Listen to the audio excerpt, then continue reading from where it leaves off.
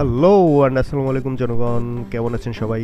আশা করছি আলহামদুলিল্লাহ আপনারা সবাই ভালো আছেন। আমিও আপনাদের দোয়া আর দয়ার বরকতে মোটামুটি ফাইন। তো আজকের ভিডিও নির্দিষ্ট কোনো টপিক নেই, আসলে যা মাথায় আসতেছে তাই নিয়ে আজকের ভিডিও।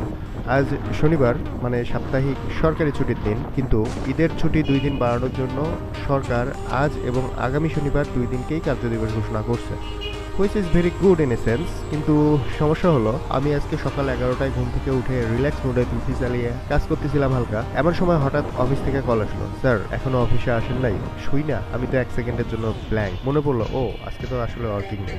কি আর করার, তড়িঘড়ি করে রেডি হয়ে শাওয়ার সেরে ছুটে বের হলাম অফিসের দিকে। আজকে অফিসে বেশ কিছু কাজও হয়ে গেছে, যেহেতু অফিসিয়ালি ওয়ার্কিং ডে ছিল তাই। আর পরিবেশটা ছিল মোটামুটি প্রোডাক্টিভ, তবে প্রেশার ফ্রি ছিল, একদম রিল্যাক্সড অফিস ডে যাকে বলে। তো এখন অফিস শেষ, আমি রওনা হয়েছি বাসার দিকে। আর ভাবলাম এই সময়টা একটা ভিডিও রেকর্ড করেই ফেলি আপনাদের জন্য। এমনিতেই যখন টপিক থাকে না তখন তো বেশি কথা হয়, তাই না? এই যে দেখেন টেসলা।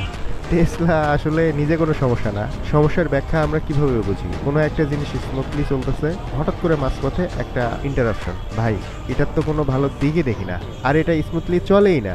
ইভেন যে যাত্রী এই গাড়িতে উঠছে সে যে ঠিকঠাক মতো সেফলি বাসায় পৌঁছতে পারবে এইটার কোনো গ্যারান্টি কেন, ওয়ারেন্টিও নেই। হয় এটা মানুষ ফেলায়, নয় যাত্রীরা ফেলায়। যদি সেটাও করতে না পারে তাহলে নিজে পড়ে থাকে। যাই হোক, আজকে টেসলা নিয়ে বেশি কিছু বলবো না, এইটা নিয়ে বলা শুরু করলে ঘন্টা পার হয়ে যাবে, তো ব্যাপারটা স্কিপ করি। আমি এখন যাচ্ছি আগারগাঁও মেট্রো স্টেশনের সামনে দিয়ে। সামনে যে রোডটা দিয়ে যাব, এক কথায় জোস।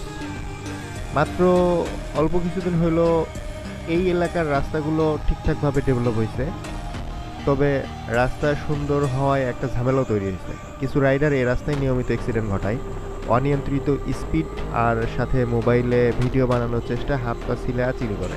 ও, এই হাত পা ছিলা কথাটা শুনলে মাথায় আসে গ্লোভসের কথা। আসলে গ্লোভস কালেক্ট করতে আমার ভালোই লাগে।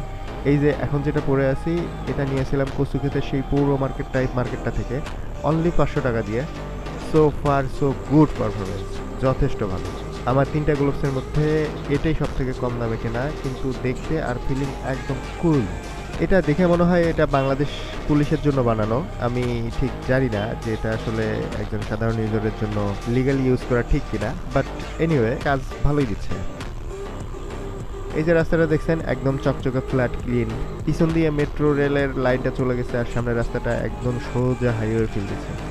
আগারগাঁওয়ের এই অংশটা এখন ঢাকার বুকে ফ্রেশ ব্রিথ নেওয়ার একটা জায়গা হয়ে গেছে মনে হয়। আগে যে রাস্তাগুলো ছিল খানাখন্দে ভরা, ধুলাবালি উঠতো, আর এখন দেখেন এই একটা ইউরোপিয়ান ফিল আসতেছে না? সন্ধ্যার টাইমে লাইট জ্বলে উঠলে আরো জোশ লাগে, আর আশেপাশের ফুডকোর্টগুলো লাইভ হয়ে যায়। অনেক মানুষ আসে এখানে একটু ফ্রিলি টাইম কাটানোর জন্য।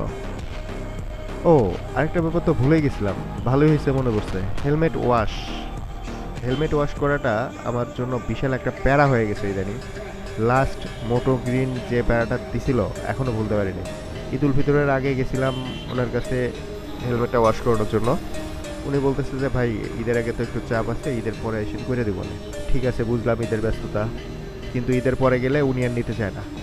অনেক রিকোয়েস্ট করার পর বললো ভাই দিতে পারবো, কিন্তু সময় লাগবে 1 সপ্তাহ। 1 সপ্তাহ কেমনটা লাগে বলেন? মানে যেখানে একদিনের বেশি সময় লাগার কথা না, সেখানে ওনারা নর্মালি 3 দিন রাখার কথা বলছিল আমাকে, তো 3 দিন রাখ, সেইখানে 1 সপ্তাহ। মানে ভাই ব্যবসা বড় হয়েছে এটা ভালো কথা, কিন্তু তাই বলে কাস্টমারকে এভাবে আসলে ঘোরানোর কোনো মানেই হয় না। উনি যদি আগে বলতেন ভাই আমার সময় লাগবে, বা আমরা এখন এটা করতেছি না, তাহলে আমি হয়তো অন্য কোথাও করাই নিতে পারতাম। পরে রাগে দুঃখে ক্ষোভে মোটে অটো থেকে ফোম কিনে আনছি, কিন্তু আফসোস ওয়াশ করাটাই হলো না। কিন্তু কাজের কাজ না হলেও আকাজের একটা কাজ হয়েছে। ফোন কিনতে গিয়ে এমএসআই ব্লকের ইকবাল ভাইয়ের সাথে দেখা হইলো। এই প্রাণীটা মাঝে মাঝে মনে হয় মোটো অটোতে আড্ডা দেয় আর কি।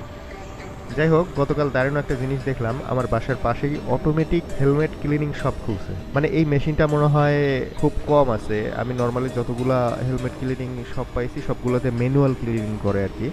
তো এরা নাকি 10 মিনিটে হেলমেট দিয়ে দেয়, আর ওরা মেশিন দিয়ে ক্লিন করে। তো আসলে কি হবে ব্যাপারটা, সেটা একটু এক্সপিরিয়েন্স করতে এবং হেলমেটটা মেইনলি ক্লিনিং করাইতে যাচ্ছি সেদিকেই, আর পুরো হেলমেট ক্লিনিং প্রসেস আপনাদের সাথে শেয়ার করব। তবে এই ভিডিওটা অনেক বড় হয়ে যাচ্ছে।